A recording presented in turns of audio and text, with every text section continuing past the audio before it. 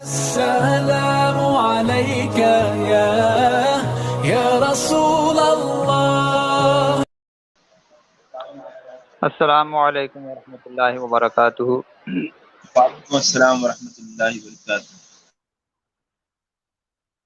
نحمده ونصلي ونسلم علی رسولہ الکریم۔ اعوذ باللہ من الشیطان الرجیم، بسم اللہ الرحمن الرحیم۔ قال اللہ تبارک وتعالی فی شان حبیبہ الکریم، ان اللہ وملائکتہ یصلون علی النبی یا ایھا الذین آمنوا صلوا علیہ وسلموا تسلیما۔ اللهم صل على سيدنا ومولانا محمد معدن الجود والكرم منبع العلم والحلم والحكم وآله وصحبه وبارك وسلم۔ حضرات مکرم، بحمد تعالی عز وجل 28ویں نشست میں آج قرآن مقدس کی اجمالی گفتگو آپ کے سامنے پیش کرنے کا شرف حاصل کر رہا ہوں۔ اللہ تبارک و تعالی نور قرآن سے ہمارے قلوب کو منور و مجلہ فرمائے۔ حضرات مکرم، کل سورہ واقعہ کی گفتگو آپ سماعت فرما رہے تھے اور سورہ حدید سے آج گفتگو شروع کی جاتی ہے۔ حدید لوہے کو کہتے ہیں اور حدید سے لوہے سے کئی اور دوسری چیزیں بھی تیار ہوتی ہیں جیسے اسٹیل وغیرہ، اور اس کے منافع اور فوائد ہر دور میں مسلم رہے ہیں، اس لیے اس سورت کا نام حدید رکھا گیا۔ سورہ پاک کی ابتدا میں اللہ تبارک و تعالی نے پھر ایک بار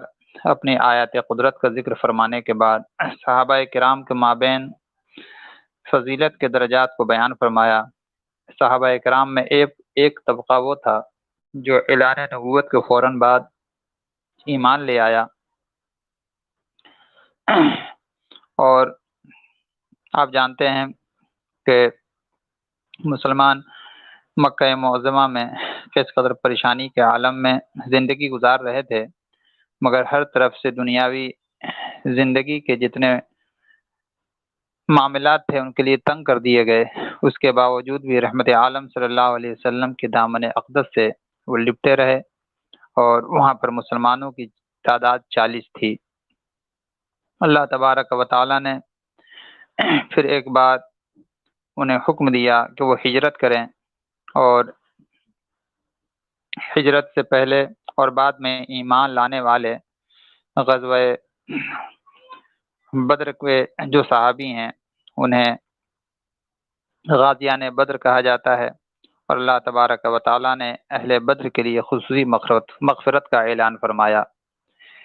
ایک سنگ میل صلح حدیبیہ ہے۔ اللہ تبارک و تعالی نے اس موقع پر موجودہ تمام صحابہ کرام کو اپنی رضامندی کی سند عطا فرمائی، اور پھر ایک بار اللہ تبارک و تعالی نے فتح مکہ کا ذکر فرمایا، جس کا اس صورت کے 10ویں آیت میں ذکر ہوا کہ مگر اس باہمی فضیلت و درجہ بندی سے کسی کو یہ حق نہیں پہنچتا کہ کسی صحابی کے مرتبے کو گرائے یا ان کی شان میں کوئی نازبہ کلمہ کہے یا ان کے اخلاص اور ایمان میں کوئی شک کرے۔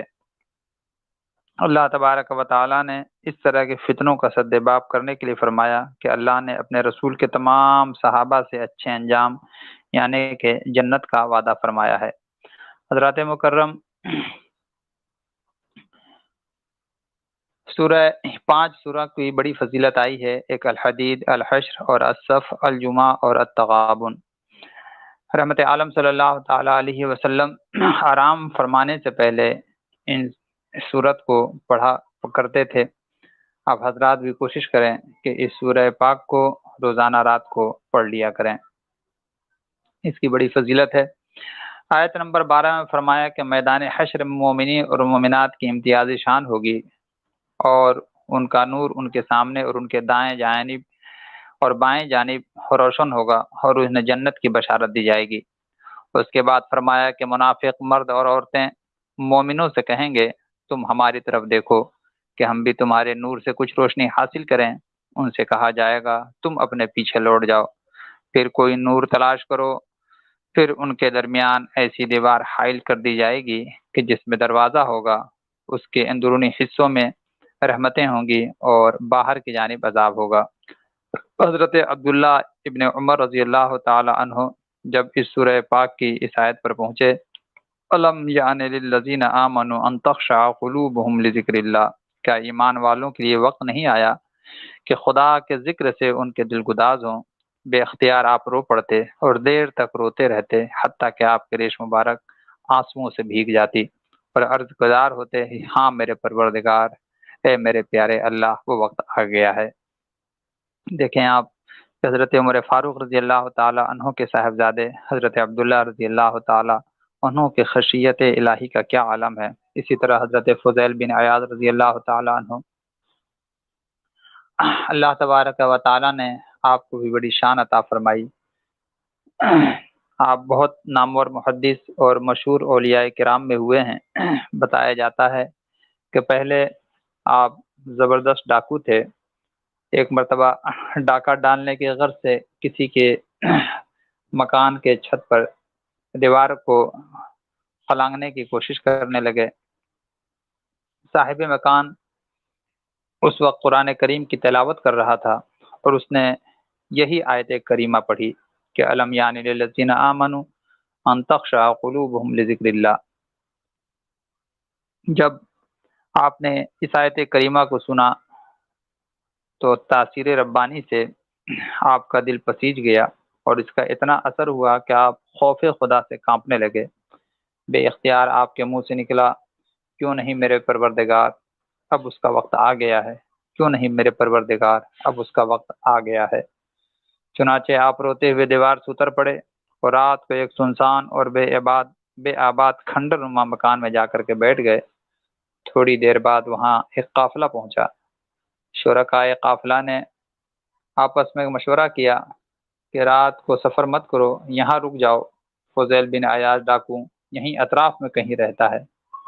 قافلے والوں کی باتیں آپ نے سنی تو اور زیادہ رونے لگے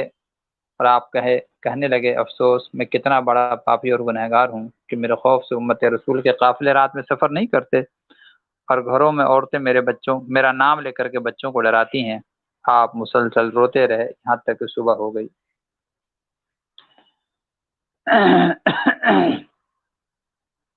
آپ نے سچی توبہ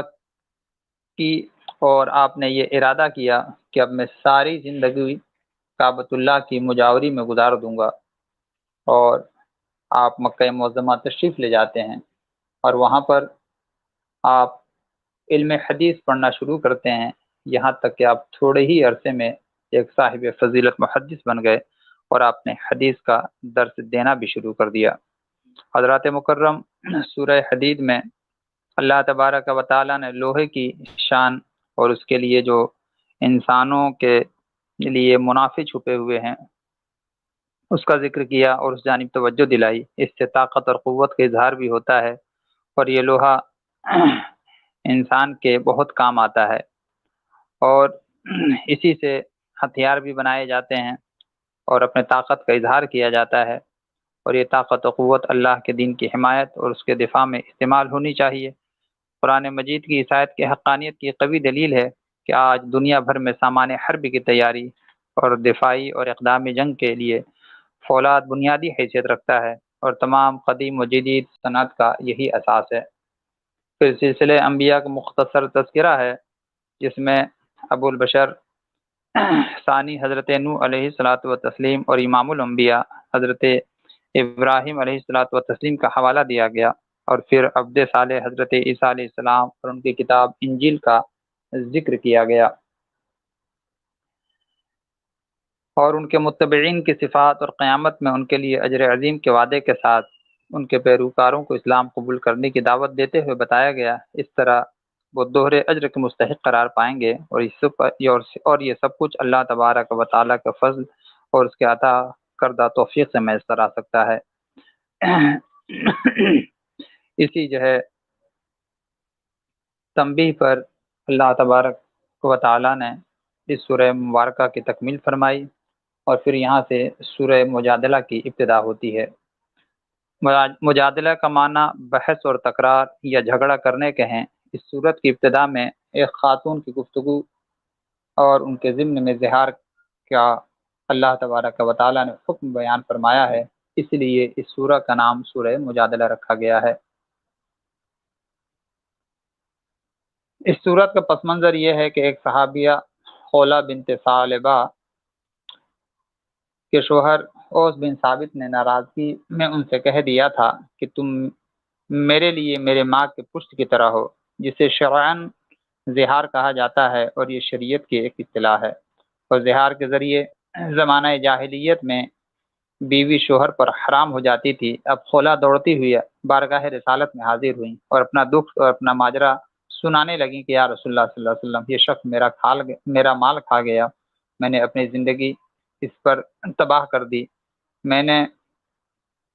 اپنا پیٹ اس کے آگے کھول کر کے رکھ دیا، جب میں بوڑھی ہو کر اپنے اس عمر کو پہنچ گئی ہوں تو اس نے مجھ سے زہار کیا ہے، میرے چھوٹے بچے ہیں، اگر میں انہیں اپنے پاس رکھوں تو بھوکے مرنے لگیں اور اگر اس کے حوالے کر دوں تو بے توجہی کی وجہ سے ضائع ہو جائیں گے۔ رسول کریم صلی اللہ علیہ وسلم نے سکوت اختیار فرمایا کیونکہ ابھی زہار کا حکم نہیں آیا تھا۔ خولہ نبی کریم صلی اللہ علیہ وسلم سے اس تعلق سے کچھ عریضہ پیش کرنے لگیں کہ میرے مسئلے کا حل کیا ہے، اور اللہ سے فریاد کرنے لگیں۔ اللہ تبارک و تعالیٰ نے اس صورت کی ابتدائی آیات میں بیان فرمایا کہ اے رسول اللہ صلی اللہ علیہ وسلم، اللہ نے اس عورت کی بات سن لی جو آپ سے اپنے خاوند کے بارے میں بحث کر رہی تھی اور اللہ سے شکایت کر رہی تھی، اور اللہ آپ کی اور اس کی باتیں سن رہا تھا، بے شک اللہ بہت سننے والا ہے اور خوب دیکھنے والا ہے۔ چنانچہ خولہ اللہ تعالیٰ کے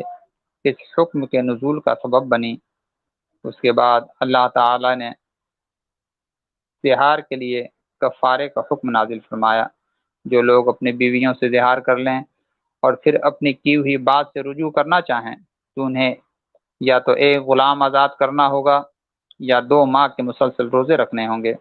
اور ایسا کرنا ممکن نہ ہو تو 60 مسکینوں کو کھانا کھلانا ہوگا۔ سیدہ خولہ کی دعا اور فریاد کی وجہ سے اللہ نے پوری امت مسلمہ کے لیے آسانی فرما دی،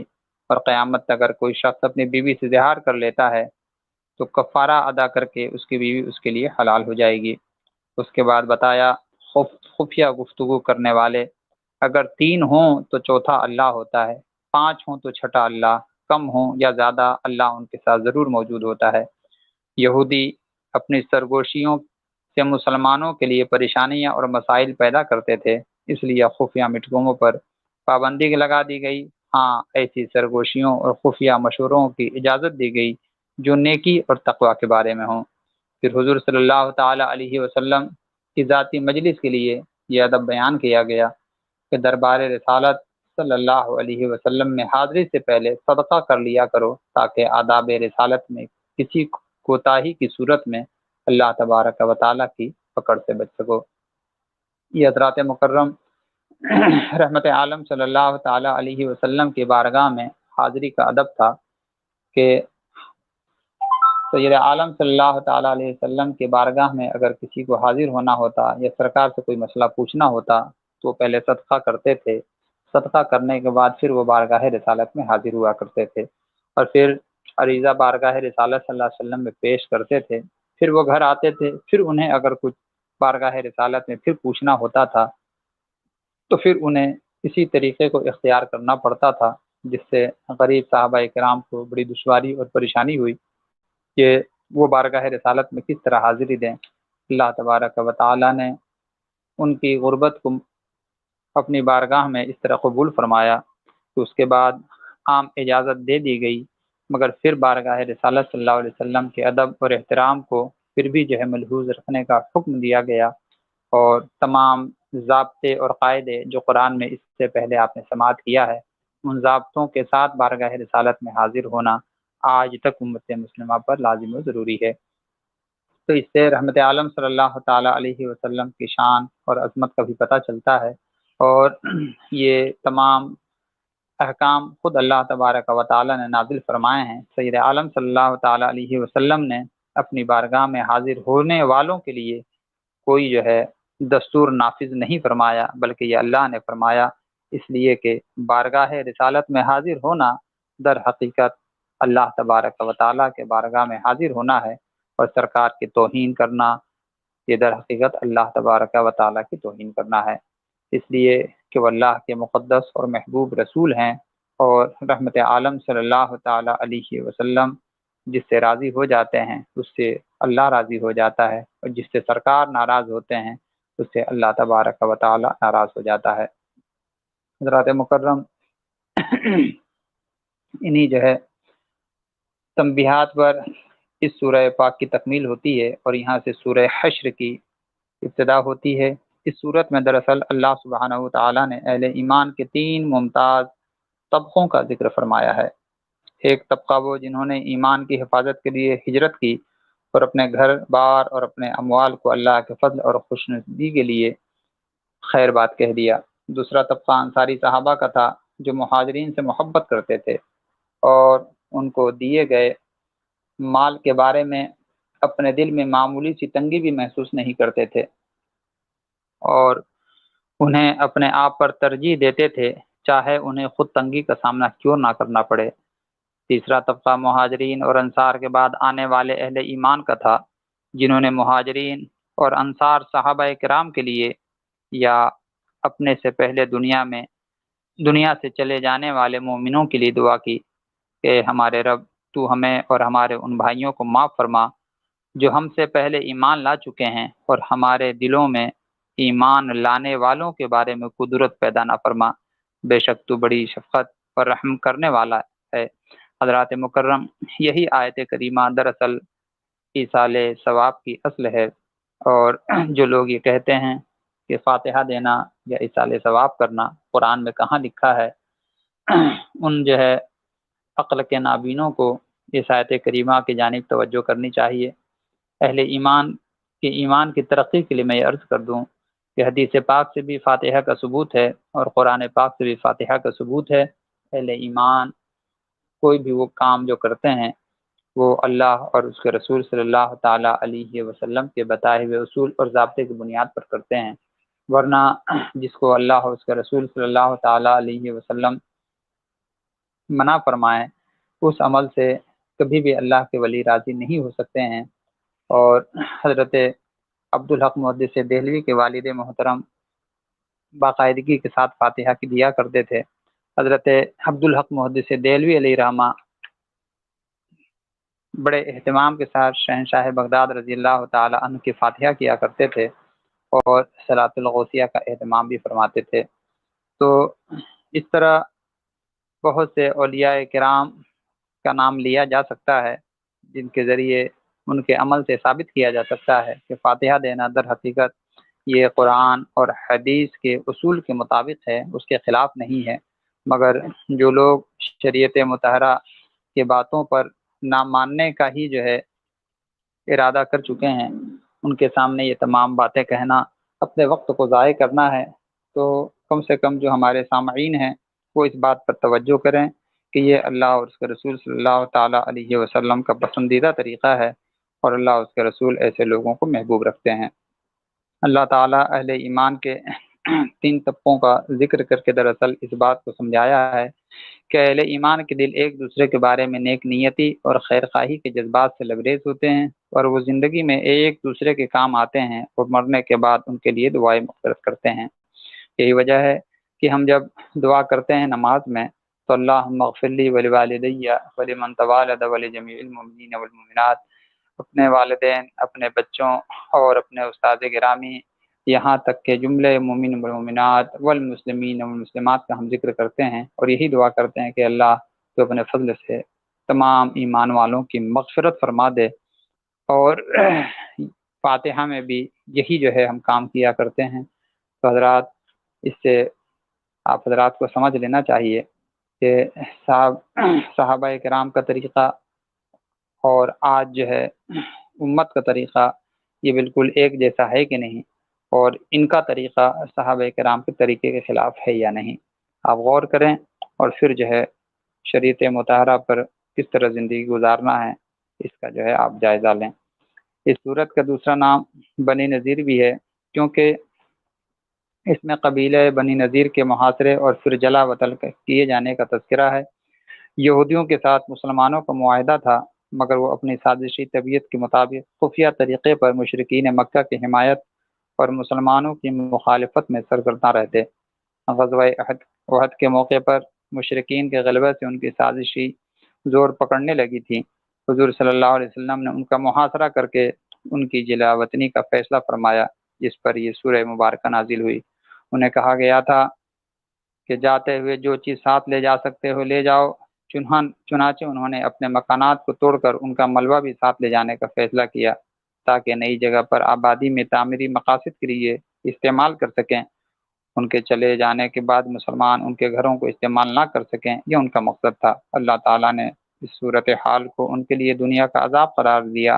اور آخرت کا عذاب اس کے علاوہ ہوگا۔ 21ویں آیت میں اللہ تبارک و تعالیٰ نے قرآن مجید کی جلالت اور ہیبت کو ذکر فرمایا ہے۔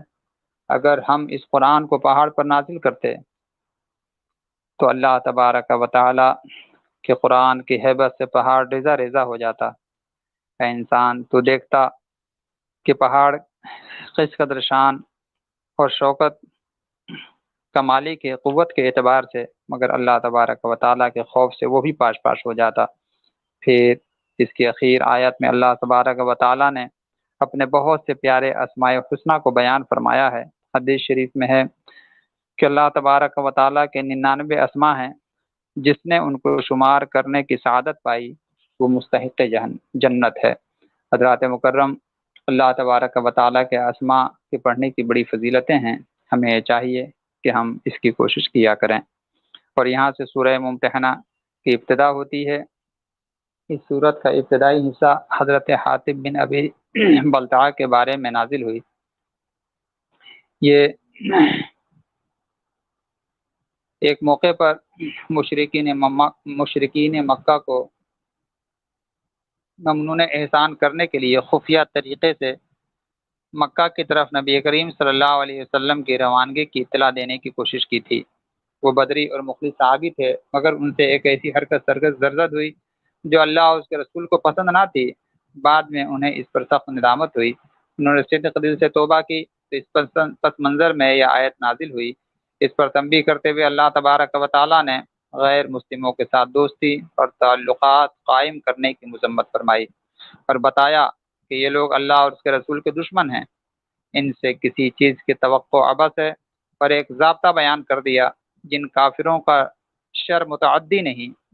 اور مسلمانوں کو نقصان پہنچانے میں کوشاں نہیں، ان سے حسن معاملہ کرنے میں کوئی حرج نہیں ہے۔ البتہ جو کافر مسلمانوں کے لیے مسائل اور مشکلات کا باعث بنے اور انہیں نقصان پہنچانے کی کوششیں کرتے رہیں، ان سے کسی بھی قسم کا تعلق استوار نہیں کیا جا سکتا۔ یہ اللہ تبارک و تعالیٰ کا حکم ہے، اس سے امت مسلمہ کو سبق حاصل کرنا چاہیے۔ 11ویں آیت کریمہ میں اللہ تبارک و تعالیٰ نے نبی کریم صلی اللہ علیہ وسلم کو فرمایا، اگر مومنات صحابیات آپ سے ایک طے شدہ دستور اور منشور پر بیعت کرنا چاہیں تو ان کی بیعت قبول کیجیے اور ان کے لیے اللہ سے استغفار کیجیے۔ وہ منشور یہ ہے کہ وہ اللہ کے ساتھ کسی کو شریک نہ ٹھہرائیں، چوری نہ کریں اور زنا نہیں کریں، افلاس کے خوف سے اپنی اولاد کو قتل نہ کریں، بہتان ترازی نہ کریں اور کسی بھی نیک کام میں آپ کی نافرمانی نہ کریں۔ عورتوں کو یہ چاہیے کہ وہ ان 6 احکام پر خاص طور سے توجہ کریں تاکہ اللہ اور اس کے رسول کے کرم کا مستحق بن سکے۔ اللہ تعالیٰ نے پھر اہل ایمان کو اسلام کے دشمنوں سے برات کا حکم دیا ہے، اور اس کے بعد حضرت ابراہیم اور ان کے ساتھیوں کے کردار کو نمونے کے طور پر اہل ایمان کے سامنے رکھا ہے کہ مسلمانوں، یقیناً تمہارے لیے ابراہیم اور ان کے ساتھیوں میں بہترین نمونہ ہے کہ جب تک انہوں نے اپنے قوم سے کہا کہ ہم تم سے اور تمہارے ان معبودوں سے جن کو اللہ کے سوا پوچھتے ہو برات کا اظہار کرتے ہیں، ہم تمہارا انکار کرتے ہیں اور ہمارے اور تمہارے درمیان عداوت کی ابتدا ہو چکی ہے، یہاں تک کہ تم خدا واحد پر ایمان نہیں لے آتے۔ یعنی اہل ایمان کو محبت اور نفرت رنگ و نسل جغرافیہ کی بنیاد پر نہیں بلکہ عقیدہ توحید کی بنیاد پر کرنی چاہیے۔ حضرات مکرم، اس تصور کو ہی تصور اخوت کہتے ہیں۔ پوری دنیا میں بسنے والے اہل ایمان ایک جسد واحد کے مانند ہیں۔ اگر جسم کے کسی ایک حصے کو تکلیف ہوتی ہے تو پورا جسم اس کا اثر محسوس کرتا ہے۔ موجودہ وقت میں ہر طرف مسلمانوں کے ساتھ جو ظلم و ستم کو روا رکھا گیا ہے، خاص طور سے اس وقت اہل فلسطین جو کہ ظالم یہودی اور دوسرے نصرانی یہودیوں کے شہ پر جس طرح ظلم اور مصیبتوں کے دور سے گزر رہے ہیں، اللہ تبارک و تعالیٰ سے آپ تمامی حضرات دعا کریں، اللہ پاک ان کے لیے غیب سے آسانی کے راستے پیدا فرمائے اور باعزت دنیاوی و اخروی زندگی کا انتظام فرمائے، اور ان ظالموں کو کیفر و کردار تک پہنچائے اور ان کو صفحہ ہستی سے اللہ نے تو نابود فرما دے۔ انشاءاللہ تبارک و تعالی وہ دن ضرور آئے گا کہ جب یہ ظالم اپنے کیفر و کردار کو پہنچیں گے۔ یہ اللہ کے پیارے حبیب صلی اللہ تعالیٰ علیہ وسلم کا وعدہ ہے اور قرآن میں بھی جا بجا اس کی جانب اشارہ ہے۔ بہرحال اہل ایمان کو یہ چاہیے کہ اپنے ان دینی بھائیوں کی تکلیفوں کو دل میں محسوس کریں اور ان کے حق میں دعائیں خیر کریں، جہاں تک ہو سکتا ہے اس کا اظہار بھی کریں تاکہ اللہ اور اس کے رسول صلی اللہ علیہ وسلم کے فرمان پر عمل ہو۔ اور یہ دکھاوے کے لیے نہیں ہونا چاہیے، بلکہ یہ دل سے ہونا چاہیے کہ بے شک دنیا کے کسی بھی کونے میں اہل ایمان رہتے ہوں، اگر انہیں کوئی تکلیف پہنچتی ہے تو ہم بھی ان کے تکلیفوں کو اپنے دل میں محسوس کرتے ہیں۔ حضرات مکرم، انہی جو ہے تنبیہات پر اس سورہ پاک کی تکمیل ہوتی ہے اور یہاں سے سورہ صاف کی ابتدا ہوتی ہے۔ اس میں صف باندھ کر جہاد کرنے کا تذکرہ ہے، اس لیے یہ سورہ صف کہلائی۔ اس سورت کے شروع میں قول و فعل کے تضاد سے منع کیا گیا، اور یہ کہ اللہ تعالیٰ ایسے لوگوں سے ناراض ہوتا ہے جن کے قول و فعل میں تضاد ہے۔ مزید فرمایا کہ اللہ تعالیٰ ان مجاہدین کو پسند فرماتا ہے جو اس کی راہ میں سب بستہ قتال کرتے ہیں، جیسے کہ وہ کوئی سیسا پلائی ہوئی دیوار ہوں۔ اس کے بعد اللہ تبارک و تعالیٰ نے حضرت موسیٰ علیہ السلام کا ذکر کیا ہے کہ انہوں نے اپنی قوم سے کہا کہ اے میری قوم، تم مجھے کیوں اذیت دیتے ہو، حالانکہ تم جانتے ہو کہ میں تمہارے لیے اللہ کا رسول بنا کر کے بھیجا گیا ہوں۔ چنانچہ جب وہ ٹیڑھے ہوئے تو اللہ تعالیٰ نے ان کے دلوں کو مزید ٹیڑھا کر دیا، اور اللہ تبارک و تعالیٰ فاسقوں کو ہدایت نہیں دیتا ہے۔ پھر اللہ تبارک و تعالیٰ نے حضرت عیسیٰ علیہ الصلاۃ والتسلیم کا بھی ذکر کیا ہے۔ انہوں نے بنی اسرائیل سے مخاطب ہو کر کے کہا کہ میں تمہاری طرف اللہ کا رسول بنا کر کے بھیجا گیا ہوں، اور میں تصدیق کرتا ہوں اس توریت کی جو مجھ سے پہلے آ چکی ہے، اور اپنے بعد آنے والے ایک رسول کی خوشخبری دیتا ہوں جس کا نام احمد ہے۔ حضرات مکرم، رحمت عالم صلی اللہ تعالی علیہ وسلم کی عظمت کا ڈنکا آج سے نہیں بلکہ سید عالم صلی اللہ تعالی علیہ وسلم کی تشریف آوری سے بہت پہلے سے بج رہا ہے۔ سید عالم صلی اللہ تعالی علیہ وسلم کی یہ شان ہے کہ آقا علیہ الصلوۃ والتسلیم کی تشریف آوری سے پہلے رحمت عالم صلی اللہ تعالی علیہ وسلم کے ذکر پاک کو اللہ تبارک و تعالی نے پہلے آسمانی کتابوں میں رکھا، اور پھر تمام انبیاء اعظام علیہم الصلوۃ والتسلیم اپنی اپنی امتوں کو اس بات کی تلقین کرتے رہے کہ ہمارے بعد اللہ کا ایک آخری رسول آنے والا ہے جن کا یہ نام ہے، جس کی یہ صفت ہے، وہ مکہ معظمہ میں پیدا ہوں گے، نخلستان مدینہ کی جانب وہ ہجرت کریں گے، اگر انہیں پانا تو ان کے قدم بوسی کرنا اور ان پر ایمان لے آنا، اور جو ان کی وفاداری کرے گا وہی خوش نصیب ہوگا، اور جو ان سے روگردانی کرے گا وہی ذلیل و رسوا ہوگا۔ تمام انبیاء اعظام رحمت عالم صلی اللہ تعالی علیہ وسلم کی آمد کا انتظار کرتے رہے، اور کچھ ایسے بھی انبیاء کرام ہیں جن سے یہ بھی روایات ہیں کہ انہوں نے رحمت عالم صلی اللہ تعالی علیہ وسلم کی امت میں ہونے کا اللہ تبارک و تعالی سے دعا فرمائی ہے۔ اللہ اکبر، کیا شان ہے رحمت عالم صلی اللہ تعالی علیہ وسلم کا، اور جو کچھ بھی بہاریں ہیں یہ سب رحمت عالم صلی اللہ تعالی علیہ وسلم کے دم قدم سے ہے۔ حضرات مکرم، حضرت عیسیٰ علیہ الصلوۃ والتسلیم نے اپنی قوم کو اور اپنے ماننے والوں کو خوشخبری دی اور سمجھایا، اور ان کو یہ بتایا کہ اب میرے بعد جو اللہ کے مقدس رسول آئیں گے ان کا نام احمد ہوگا، اور تم جو ہے ان پر ایمان لے آنا، اسی میں تمہاری بھلائی ہے۔ اس سورہ پاک میں آخر میں یہ بتایا گیا کہ دین کی جد و جہد کرنے والوں کو ہر دور میں کامیابی نصیب ہوتی ہے، جیسا کہ عیسیٰ علیہ الصلاۃ والتسلیم کی دعوت پر لبیک کہنے والے حواریین کی اللہ تبارک و تعالیٰ نے مدد فرما کر انہیں غلبہ نصیب فرمایا تھا، یوں ہی اگر تم بھی حضور تاجدار کائنات علیہ الصلاۃ والتسلیم کی حمایت کرو گے تو فتح اور غلبہ اور نصرت خداوندی تمہارے شامل حال ہوگی۔ یہیں سے اس صورت کی تکمیل ہوتی ہے اور پھر سورہ جمعہ کی ابتدا ہوتی ہے۔ صورت کے آغاز میں بعثت رسول صلی اللہ علیہ وسلم کے مقاصد کو بیان کیا گیا، یعنی تلاوت آیات الہیہ، تزکیہ باطن اور کتاب و حکمت کی تعلیم۔ پھر اللہ تعالیٰ نے یہود کے ان علماء کا ذکر کیا ہے جو توریت کو پڑھتے تو ہیں لیکن اس پر عمل نہیں کرتے۔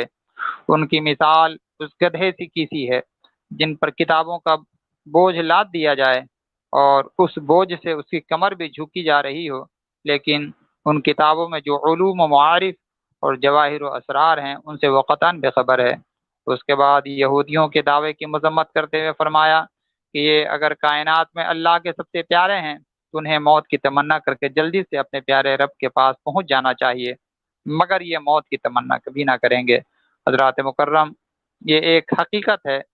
کہ جس موت سے یہ ڈرتے ہیں وہ ایک نہ ایک دن آ کر انہیں عالم الغیب و شہادہ کے سامنے پیش کرے گی۔ قرآن پاک کی اس آیت کریمہ کو در حقیقت اس تناظر میں بھی دیکھا جانا چاہیے کہ جو لوگ قرآن کو جھٹلانے کی کوشش کرتے ہیں انہیں یہ چاہیے کہ قرآن کا یہ دعویٰ ہے کہ یہودی کبھی بھی موت کی تمنا نہ کرے گا، تو ہونا تو یہ چاہیے کہ قرآن پاک کے اس دعوے کو غلط ثابت کرنے کے لیے کسی یہودی کو لے کر کے آیا جائے جو یہودی موت کی تمنا کرتا ہو، مگر حضرات مکرم، یہودی کبھی بھی موت کی تمنا نہیں کرے گا۔ یہ قرآن کی وہ عظمت ہے اور یہ قرآن کا وہ عظیم دعویٰ ہے جو آج بھی سر چڑھ کر کے بول رہا ہے، اور آج تک کسی یہودی نے کبھی بھی موت کی تمنا نہ کی۔ اس کے بعد اللہ تبارک و تعالیٰ نے نماز جمعہ کی فرضیت کا حکم نازل کیا کہ جب نماز جمعہ کے لیے ندا دی جائے تو سب کام کو چھوڑ کر نماز کے لیے دوڑے چلے آؤ، اور جب نماز ادا کر چکو تو رزق کی تلاش میں پھیل جاؤ اور زمین میں اللہ تبارک و تعالیٰ کا رزق تلاش کرو۔ حضرات مکرم، حلال روزی کمانا بھی اللہ تبارک و تعالیٰ ایسے کرنا حلال روزی کمانے والوں کے لیے بڑی رحمتیں نازل فرماتا ہے، بلکہ جو حلال روزی کمانے کے لیے نکلتا ہے ہر قدم پر اسے نیکیاں عطا کی جاتی ہے، اور جو حلال رزق سے اپنے بچوں کے منہ میں لقمہ ڈالتا ہے اللہ تبارک و تعالیٰ ایسے شخص کی مغفرت فرماتا ہے اور اس کے گناہوں کو بخش دیتا ہے۔ پیارے آقا صلی اللہ تعالیٰ علیہ وسلم کی حدیث پاک سے یہ بھی واضح ہوتا ہے کہ جس طرح مجاہد جہاد کرنے سے ثواب حاصل کرتا ہے، اسی طرح حلال رزق کو اختیار کرنے والا اور اس کے لیے کوششیں کرنے والا بھی جہاد کرنے والے کی طرح ثواب حاصل کرتا ہے۔ اس لیے ہمیں یہ چاہیے کہ ہم اس پر غور کریں اور اللہ تبارک و تعالیٰ کے فضل اور اس کے رحمت کے مستحق بنیں۔ اللہ تبارک و تعالیٰ سب سے اچھا رزق دینے والا ہے۔ اور یہیں سے سورہ منافقون کی اب ابتدا ہوتی ہے۔ اس صورت میں اسلامی معاشرے کی انتہائی خطرناک قسم یعنی کہ منافقین کے اخلاق، ان کے جھوٹ اور ان کے فریب کاریوں کا اللہ تبارک و تعالیٰ نے ذکر فرمایا ہے۔ مسلمانوں کے لیے ان کے بغض و عناد اور ان کے قلب و لسان میں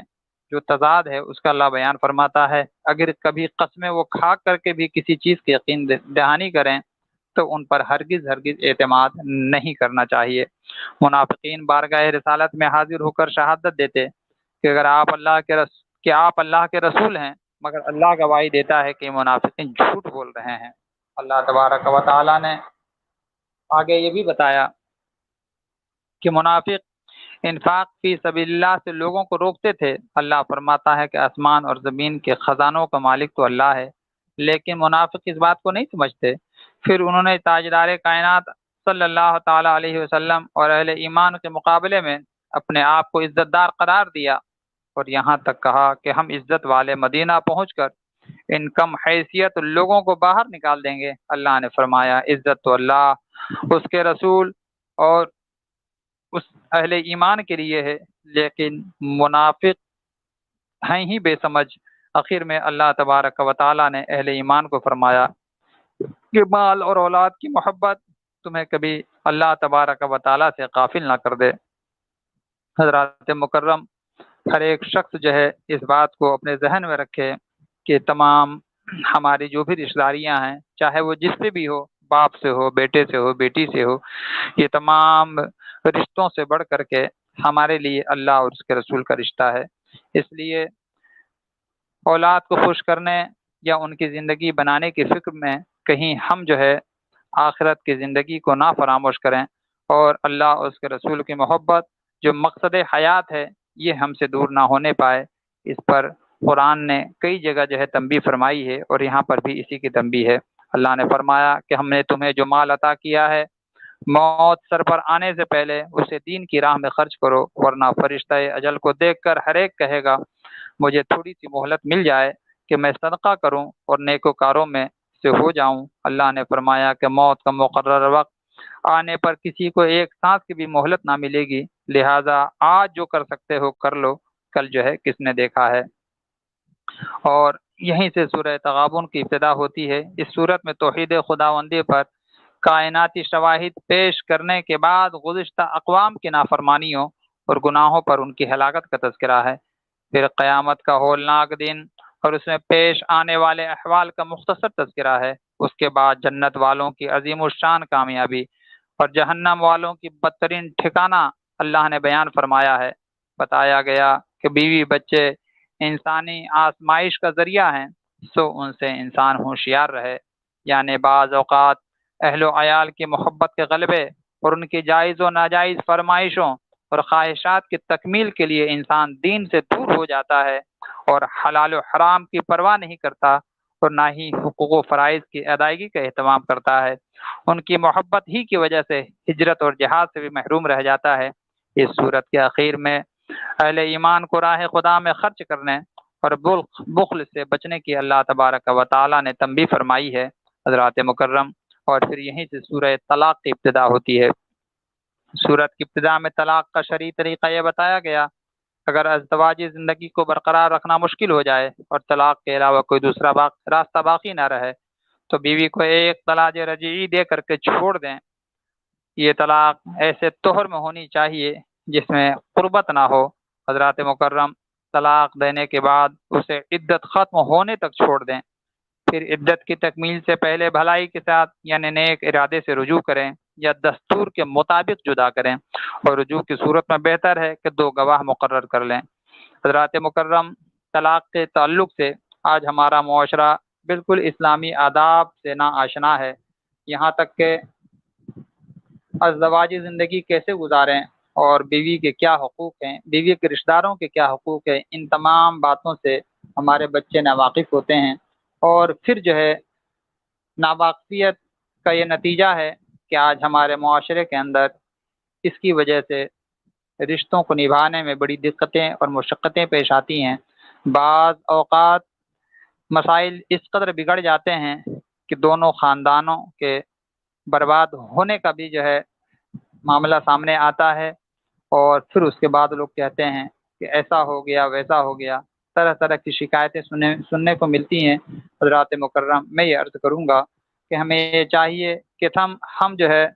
اسلام نے جو ہمیں مسائل عطا کیے ہیں، قوانین جو اسلام نے زندگی گزارنے کے لیے دیے ہیں، ان تمام قوانین کو ہم جانیں، ہم ان تمام چیزوں کو سمجھیں۔ جب تک ہم سمجھیں گے نہیں، جب تک ہماری زندگی کامیاب نہیں ہو سکتی ہے۔ اس لیے کہ دنیا میں بہت سے قوانین بنے اور بگڑتے رہے، قانون بنتے ہیں، بدل جاتے ہیں، بگڑ جاتے ہیں، مگر یہ اسلام کا قانون ہے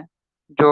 سید عالم صلی اللہ تعالی علیہ وسلم نے بنا دیا ہے، آج تک ویسا ہی اسلام کا یہ قانون ہے، اور یہ قانون کبھی بدلتا نہیں، نہ اللہ بدلتا ہے، نہ اللہ کے رسول بدلنے والے ہیں، اور نہ ہی اللہ کے رسول کے قانون بدلتے ہیں۔ اس لیے کہ یہ وہ فیصلہ ہے اور یہ وہ قانون ہے جو انسان کے عین فطرت کے مطابق ہے، اس لیے بدلتا وہ ہے جو انسان بناتا ہے۔ جس قانون کو اللہ نے بنا دیا ہے وہ قانون کیسے بدل سکتا ہے؟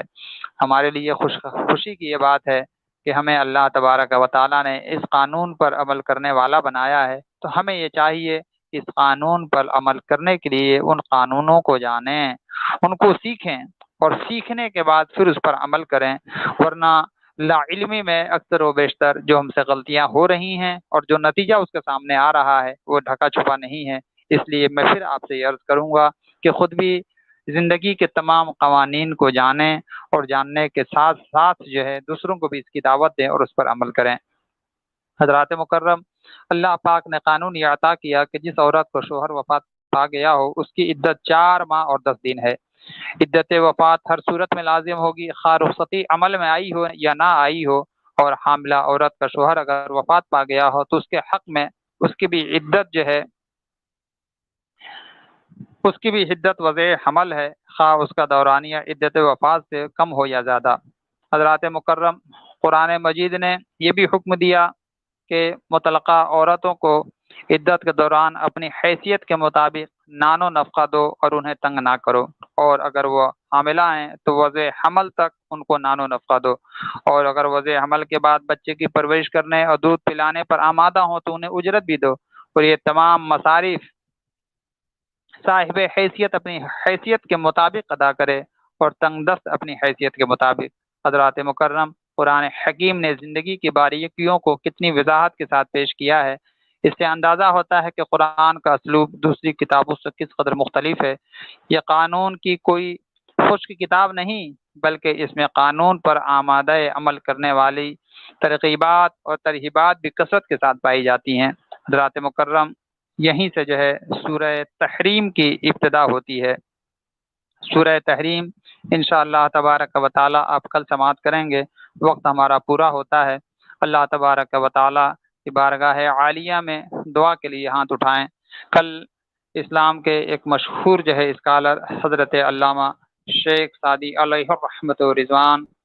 کا جو ہے عرس پاک ہے۔ آپ حضرات اگر ہو سکے تو اپنے گھر میں ان کی بارگاہ میں فاتحہ خوانی کا اہتمام کریں۔ آپ نے جو مشہور ایک شعر لکھا تھا، بلغ العلا بکمالہ کشفت الدجا بجمالہ حسنت جمیع خصالہ، یہ رباعی تھی۔ چوتھا جو شعر تھا وہ آپ کو بروقت ذہن میں نہ آ رہا تھا، اور 3 دن سے آپ پریشان تھے۔ رحمت عالم صلی اللہ تعالی علیہ وسلم خواب میں تشریف لاتے ہیں اور ارشاد فرماتے ہیں، سعدی سوچتے کیا ہو، لکھ دو صلو علیہ وآلہ۔ تو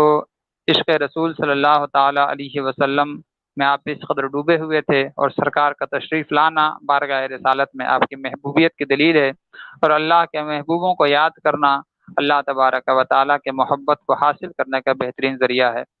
آئیے دعا کے لیے ہاتھ اٹھائیں۔ اللہم صلی علی سیدنا مولانا محمد معدن الجود والکرم وآلہ وصحبہ وبارک وسلم۔ اللہم احیانا علی الاسلام وتوفنا علی الایمان۔ اللہم نور قلوبنا بنور معرفتک والایمان۔ اللہم زین اخلاقنا بالقرآن ونجنا من النار بالقرآن وادخلنا الجنت بالقرآن۔ یا اللہ، تو اپنے پیارے حبیب اعظم صلی اللہ تعالی علیہ وسلم کے صدقے میں اس محفل پاک کی برکات و حسنات جو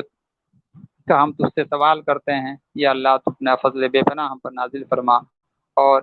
اس کا ثواب بارگاہ رسالت صلی اللہ علیہ وسلم میں پیش کرتے ہوئے جملے انبیاء کرام علیہ الصلوۃ والتسلیم کرواہ کو پیش کرتے ہوئے جملے صحابہ کرام صحابیات آل بیت طاہر و ازواج مطہرات کرواہ پاک کو پیش کرتے ہوئے جملہ اولیاء اعظام کے بارگاہ عالیہ میں پیش کرتے ہوئے جملے مومن والمومنات والمسلمین والمسلمات کرواہوں کو پیش کرتے ہوئے خاص طور سے سلسلہ قادریہ جملہ مشائخین اعظام کی بارگاہ عالیہ میں پیش کرتے ہوئے حضور سیدی مرشدی اختر رضا خان علیہ رحمۃ رضوان کی روح پاک کو پیش کرتے ہوئے خاص طور سے حضرت شیخ سعدی علیہ رضوان کی روح پاک کو پیش کرتا ہوں۔ مولا قبول فرما۔ اپنے محبوبین کی برکتوں سے اللہ ہمیں دونوں جہان میں سرخروئی نصیب فرما۔ اہل فلسطین پر یا اللہ تو اپنا رحم اور اپنا کرم نازل فرما، اور دشمنان اسلام کو خائب و خاسر فرما دے۔ یا اللہ اپنے بندوں کے غیب سے مدد فرما، مظلوموں کی فریاد یا اللہ اپنی بارگاہ میں قبول فرما۔ جملے اہل ایمان کو ہر پریشانی سے بچا، اسلام کا بول بالا فرما، اسلام کے جھنڈے کو اونچا فرما۔ عظمت مصطفیٰ صلی اللہ علیہ وسلم کے خاطر، دین کی استقامت کے خاطر یا اللہ ہم سب کو قربانیاں دینے کا جذبہ نصیب فرما یا ارحم الراحمین۔ اللہم ربنا تقبل منا انک انت السمیع العلیم بجاہ سید الانبیاء والمرسلین۔